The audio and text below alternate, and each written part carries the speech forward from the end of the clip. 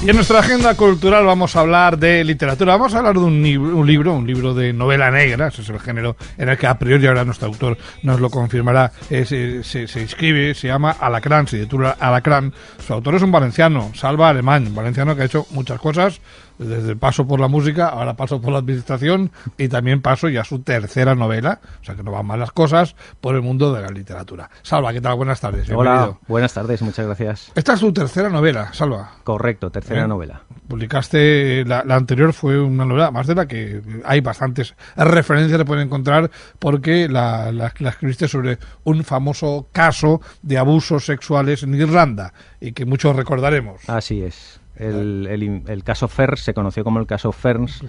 Y durante muchísimos años se produjeron cientos y cientos de abusos a niños dentro de la Iglesia Católica Irlandesa, y parte de esa historia se refleja en la anterior novela. Que era Eire. Y esta se llama Alacrán.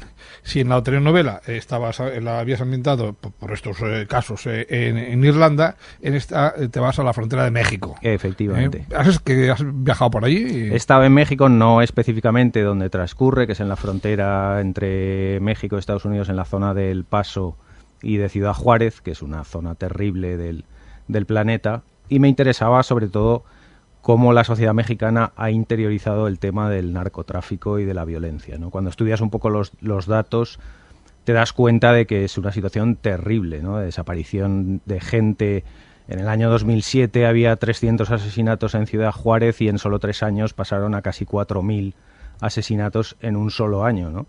Y lo sorprendente de esto es que la frontera que divide Estados Unidos de México, a un lado es Ciudad Juárez y al otro es El Paso. El Paso es la ciudad más segura de Estados Unidos, donde apenas hay 8 asesinatos por año. Y simplemente al otro lado de la frontera son más de 4.000 casos anuales y así están las cosas, ¿no? Sorprende, pero así son. Es curioso porque hablamos de narcotraficantes y seguramente pues el impacto mediático, todos estamos con la imagen de Colombia y de Pablo Escobar, y México pues tiene un sangriento historial y también unas manifestaciones artísticas como por ejemplo los narcocorridos. Efectivamente, es sorprendente porque se ha instalado en la cultura popular mexicana el narcocorrido y los niños quieren ser narcotraficantes. O sea, hay una cultura del narco también potenciado desde los medios de comunicación, desde el cine, desde la literatura también, ¿no? Que de alguna manera se idealiza la figura del narco, y hay mucha gente en México que considera que los narcos hacen cosas buenas. Que son listos y las hacen en su entorno porque les interesa tener una zona de protección y de seguridad, pero es curioso, como en el caso de Pablo Escobar, hasta sus sicarios más cercanos están alucinados diciendo que este era un criminal, yo también lo he sido, pero este era un criminal, efectivamente, que se está vendiendo como un santo. Efectivamente. Y así ocurre, sorprendente, pero así ha ocurrido. ¿Cuál es la historia, la trama que nos cuentas en Alacrán? La historia es la historia de un hombre, el protagonista Santos, que se dedica a matar por encargo. Está casado con una mexicana con la cual no puede tener hijos, y en uno de sus asesinatos, esto ocurre al principio de la novela, tampoco desvelo gran cosa, en uno de los asesinatos que comete, en la casa encuentra un bebé recién nacido. Entonces él decide quedarse al bebé como hijo propio y hacerlo pasar por hijo propio. Y a raíz de la relación con ese hijo, decide dejar de matar, decide cambiar de vida. Lo que no sabe él es quién es el padre de ese hijo. Buah. Déjalo ahí. Ahí lo dejamos.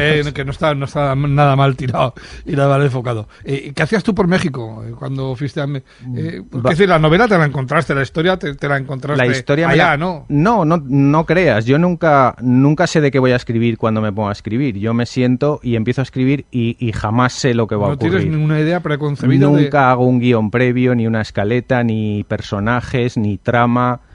Todo aquello que en todos los talleres literarios te dicen que jamás hay que hacer, pues eso es lo que hacemos. Pero porque me sale así, quiero decir, no me siento capaz de imaginar una historia antes de que ocurra. Para mí es como ver una película. Si sé lo que va a ocurrir, ya no me interesa verla. Pues con la escritura me pasa algo parecido.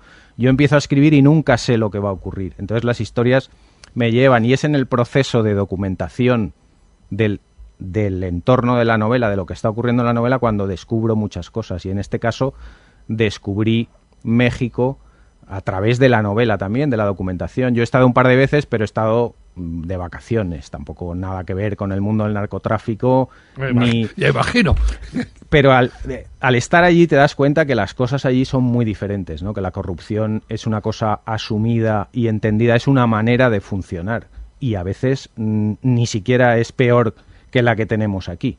O sea, la corrupción bien asumida les funciona de alguna manera, con lo cual pues te preguntas también muchas veces qué es lo que está bien y qué es lo que está mal. Seguramente en algunos países el Estado le viene bien que los policías el sobresueldo se los paguen otros porque no llega. Efectivamente. En el narcotráfico ocurre una cosa. Tú eres policía en México, cobras un sueldo justito, a ti te aparecen los narcos, te dicen a qué colegio va tu hijo, qué horarios tiene tu mujer, dónde compra tu madre, y te dicen te vamos a triplicar el sueldo y a partir de ahora trabajas para nosotros. Y si no, pues ya sabes quiénes van a caer. Ya sabes lo que hay, ¿no? Entonces, pues bueno, la elección hasta cierto punto se entiende, la elección de los policías. Y eso está totalmente asumido en la sociedad mexicana. Eso está absolutamente asumido, pero no solo a nivel policial, a nivel del pequeño comercio es una práctica muy habitual. Tú tienes un pequeño comercio en Ciudad Juárez, por ejemplo, y llegan unos chavalines adolescentes, te dejan un papel con un número de teléfono y te dicen llame a este número de teléfono, por su bien. Tú no sabes ni de qué va la historia ni nada. Tú llamas a ese número de teléfono y te dicen a partir del mes que viene usted va a ingresarnos una cantidad X que pasarán a recogerle y nosotros le protegeremos. Tú preguntas, ¿me protegerán de quién? Pues de ellos mismos. O sea, te conviene hacerlo. Y es así como funcionan las cosas. Y como no hay policía suficiente como para evitar que eso suceda, pues eso sucede. Y así son las cosas. Y de hecho, pues en Medellín hace poco estaba leyendo un reportaje de que siguen funcionando los narcotraficantes de otras maneras. Se reciclan. Pero que están ahí. Se modernizan. Infiltrados en todos los estamentos. Efectivamente. Y lo curioso es que el narcotráfico en México no existiría sin Estados Unidos, porque Estados Unidos es el mercado. El principal consumidor. El principal consumidor, ¿no? Entonces hay una doble moral también en Estados Unidos que destina millones de dólares a la lucha contra el narcotráfico, pero fuera de sus fronteras, quiero decir. Tampoco hacen gran cosa por evitar.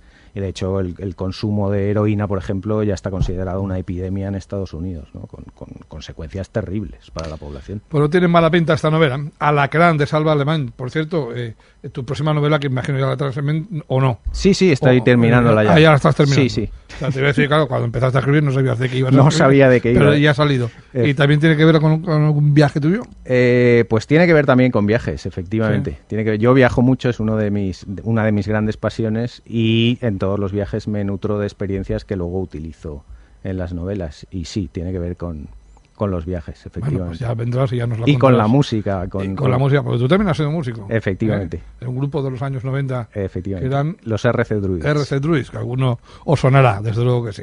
Pues Salva Alemán, ha sido un placer tenerte con nosotros. Muchísimas gracias. Alacrán tiene muy buena pinta, leerla y con un tequilita ahí a la mano, y seguro que lo entenderéis mucho mejor. El placer es mío. Gracias, Salva. Hasta siempre. Hasta luego.